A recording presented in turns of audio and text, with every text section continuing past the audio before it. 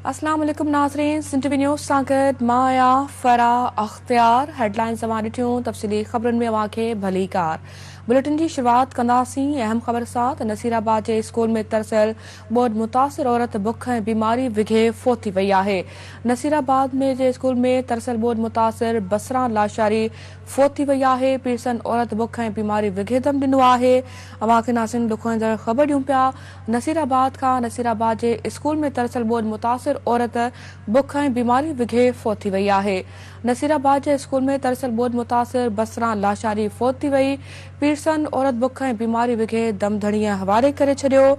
अव्हांखे नाज़रीन ॾुखोईंदड़ ख़बर ॾियूं पिया। नसीराबाद जे स्कूल में तरसियल ॿोॾि मुतासिर औरत बुख ऐं बीमारी विघे फोत थी वई आहे। नसीराबाद जे स्कूल में तरसियल ॿोॾि मुतासिर बसरा लाशारी फोत थी वई। पीरसन औरत बुख ऐं बीमारी विघे दम धड़ीअ हवाले करे छॾियो। नसीराबाद जे स्कूल में तरसियल ॿोॾि मुतासिर औरत बुख ऐं बीमारी विघे फोत थी वई आहे। नसीराबाद जे स्कूल में तरसियल ॿोॾि मुतासिर बसरा लाशारी फोत थी वई। पीरसन औरत बुख ऐं बीमारी विघे दम धड़ीअ हवाले करे छॾियो। अव्हांखे नाज़रीन आगाह कयूं पिया ॾुखोईंदड़ ख़बर खां। नसीराबाद जे स्कूल में तरसियल ॿोॾि मुतासिर औरत बुख ऐं बीमारी विघे फोत थी वई आहे।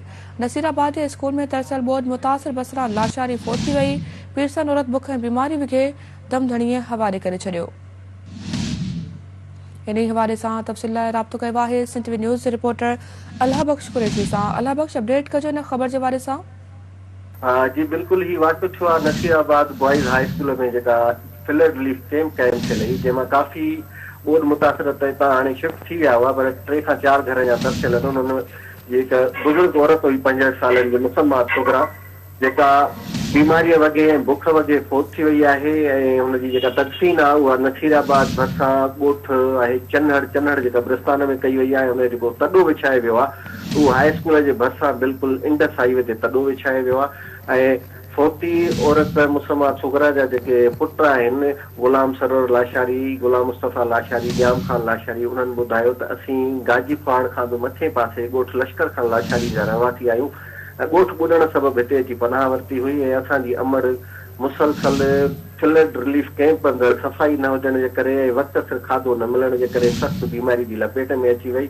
बीमारी ऐं बुख वॻे हूअ अॼु फोत थी वई आहे। ऐं जंहिंखे असां फोत थियल पंहिंजी अमड़ खे पंहिंजे ॻोठ ते नथा खणी वञी सघूं, छो जो रस्ता बंदि आहिनि। तंहिं करे असां मजबूरन हुनखे नसीराबाद जे भरिसां ई क़ब्रिस्तान में जॻह ॾिनी आहे। ऐं हुनजो तॾो बि असां हाई स्कूल जे ॿाहिरां इंडस हाईवे ते कयो आहे। जी ठीकु आहे अल्लाह बख्श, वॾी महिरबानी अव्हांजी तफ़सील ॾियण जे लाइ।